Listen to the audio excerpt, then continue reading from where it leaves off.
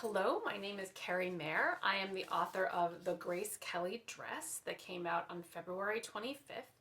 Um, and like so many authors, I've had to cancel the rest of my book tour because of the coronavirus. And I really just have to thank Caroline for having me here today. Um, it's an amazing thing that she and Jenna are doing for writers whose book tours have had to be canceled. And so I'm so grateful to both of you for having me here to talk about my novel and also to um, I hope to be able to take comments and questions in the comment area after this gets posted. So I hope to get to know some of you readers better as well. Without further ado, I want to talk a little bit today about how I came to write about Grace Kelly for my second historical novel. My first historical novel was The Kennedy Debutante, about the life of Kathleen Kick Kennedy, John F. Kennedy's younger sister. That came out almost 2 years ago.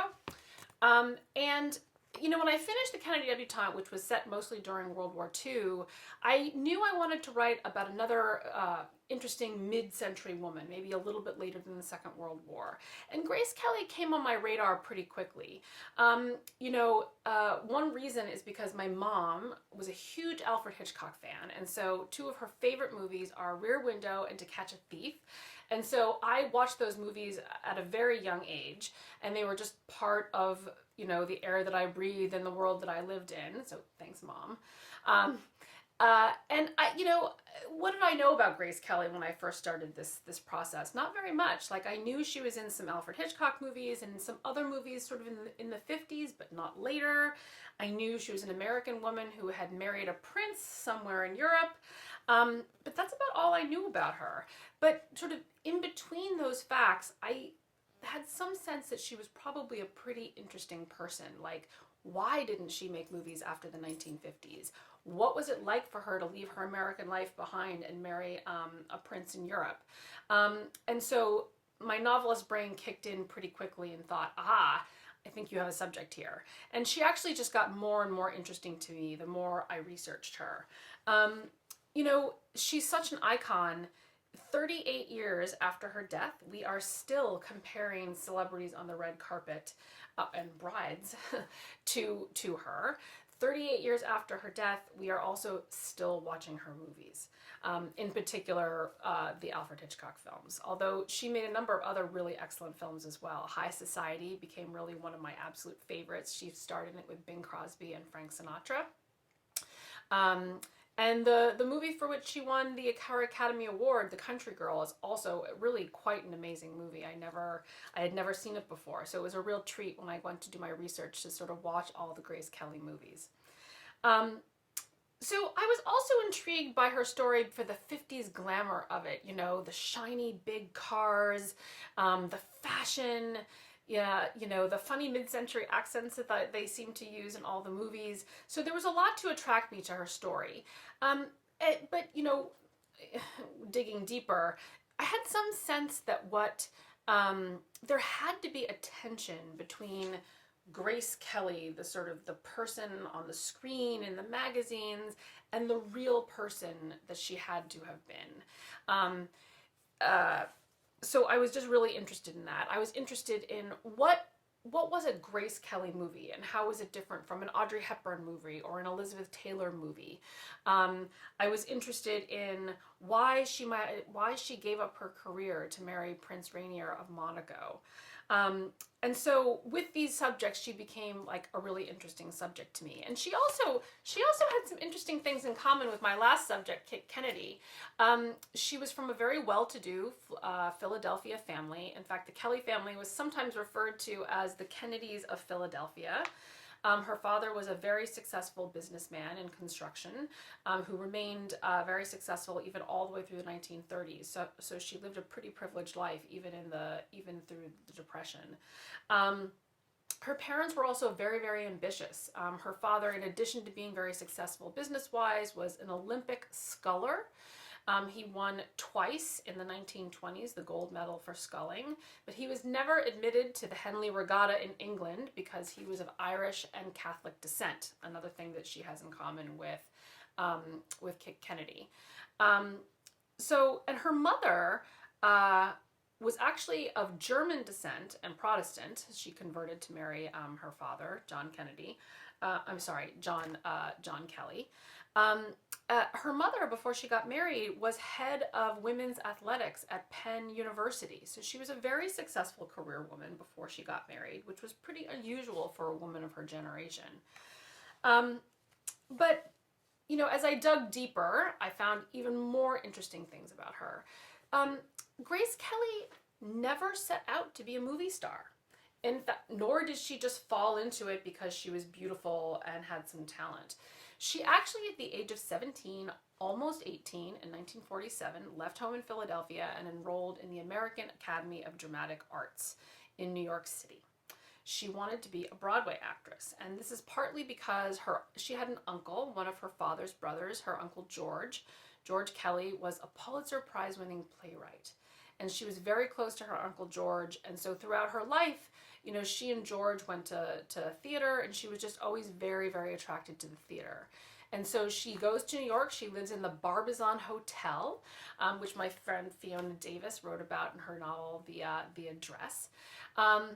So many famous mid-century women lived in the Barbizon, from Sylvia Plath and Grace Kelly to Joan Didion and many others. It's a fascinating building. So she lived there, and she studied very, very seriously to become a Broadway actress. But she was actually kind of disappointed in her Broadway career. She went to audition after audition. She did get cast in a few important roles. She did quite a lot of summer stock, but she wasn't finding the success that she really wanted to have on the stage. Meanwhile, she did a little screen test, a black and white screen test for a movie called Taxi that she wasn't ever cast in. But that screen test sort of sat at the studios as a kind of audition, a general audition on tape for any director or producer to find if they were looking for her, and or if they were looking for an actress to cast in one of their movies. And that is actually how Fred Zinnemann, of the director of High Noon, and Alfred Hitchcock came to discover her. They found her screen text for Taxi, thought, oh, this seems like an interesting actress, and calls her out to Hollywood to do a real audition. And this is how she was discovered. And she kind of went to Hollywood reluctantly. She didn't want to sign one of the big studio contracts. She did ultimately sign with MGM, but it wasn't something that she did quickly or without a great deal of thought. And in her very short movie career, she only made 11 movies total. She only worked with the greats, Fred Zinnemann, Alfred Hitchcock, Cary Grant, Gary Cooper, Jimmy Stewart, Frank Sinatra, the list goes on, and including Edith Head, the great mid-century movie costume designer who designed the very, very famous black and white dress that she wore in that first scene in Rear Window. It's got a black sort of ballet neck top and a frothy white skirt, and she just swans onto the scene and looks absolutely fabulous and is sort of the epitome of 1950s glamour, I think. So she only works with the greats. And I had some sense that, despite all the glamour, there was a tension between sort of Grace Kelly, as we all saw her and many of us loved her, the ingenue, the ice queen, and who she really must have been. And I as I began reading about her and learning about her, I did begin to discover the real woman she must have been. But many ideas about her persisted, these, like I said earlier, 38 years after her death. And I think one of the best examples is, I would tell people, I'm writing this novel about Grace Kelly, and people would be like, oh, Grace Kelly, and they would say, didn't she marry a prince? Yes, she married a prince. Wasn't he a lot older than her? And I would always say, no, he wasn't. But I'll tell you why we think that. It is because almost all of her major co-stars were a quarter of a century or more older than her. Gary Cooper in High Noon was 28 years older than she was. Clark Gable in a movie called Mogambo was also 28 years older than she was. Ray Milland in Dial M for Murder was 22 years older.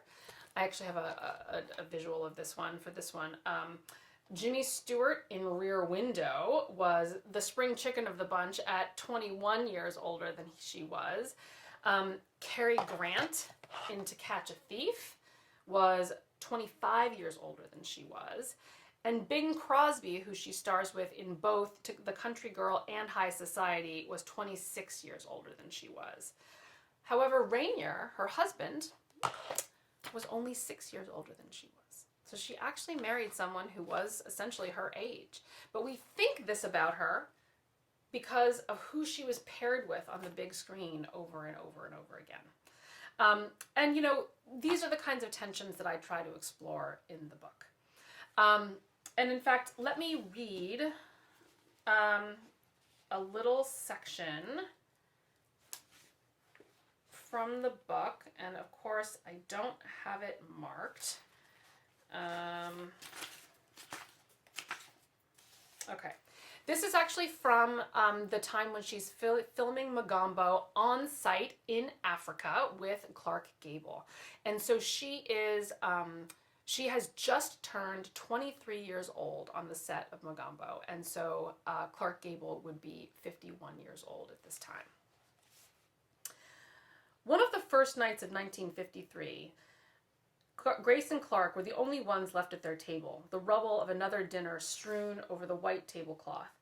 Clark was smoking one of his cigars, and the clovey, mulchy scent of it perfumed the air around them. "How are you faring, Kelly?" he asked, looking not at her 2 seats down the table, but at the curl of white smoke he'd blown into the night. "I'm doing well, thank you." She paused, suddenly feeling a butterfly flit against the walls of her stomach. It wouldn't do to reveal to Clark Gable that she still had to pinch herself some mornings to remind herself that she wasn't dreaming, that she really was where she was in the company she was in. "I'm enjoying the picture and everyone in it, and I learn something new every day.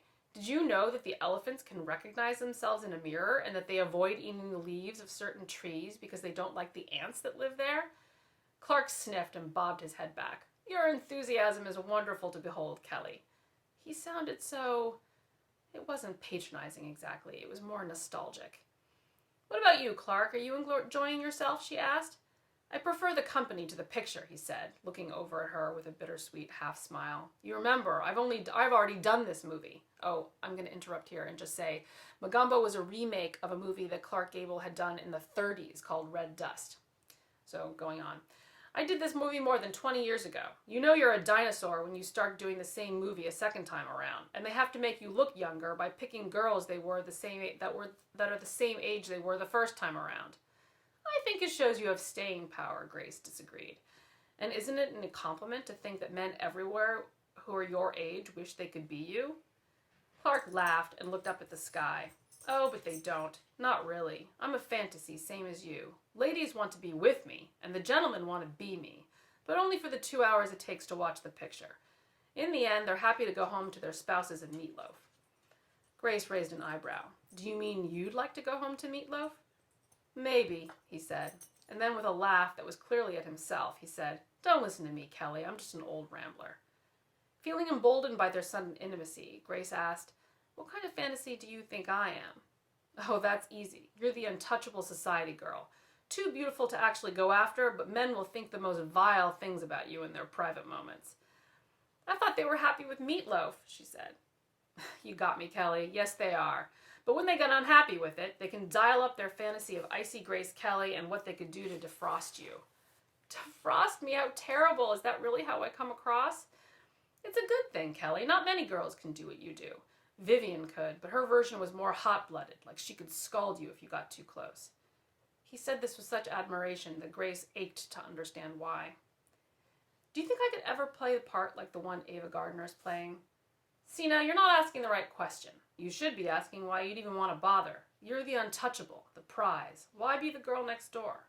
"The challenge," she said in earnest. "I want to be a versatile actress." At this, Clark really had a good laugh, and Grace felt 12 years old. Stupid. "We all have our limitations," he said, "and someday you'll realize that what you've got isn't worth trading." He took a long drag on his cigar, and they sat in silence for a few moments, Grace feeling frustrated that she couldn't figure out anything to say that wouldn't make her appear younger and more naive. When he finished his cigar, he stubbed it out with hearty satisfaction and turned to her to say, "Time for bed." His eyes lingered on her for just a moment too long, and Grace felt her skin, every inch of it, flame up. What would it be like to feel those shoulders moving above hers? Feeling suddenly beautiful, wanted, and powerful, she returned his gaze with what she hoped was sufficient invitation. An on-set romance with Clark Gable? What girl would turn that down? But he stood up with a yawn, put his large, warm hand on her shoulder, and said, "Good night, Kelly." And then, without looking at her again, he headed to his room, leaving Grace to wonder what on earth had just happened between them. So that is a little scene from The Girl in White Gloves, a novel about Grace Kelly. And before I leave you today, I just want to put in a good word for two other novels that are Grace Kelly themed.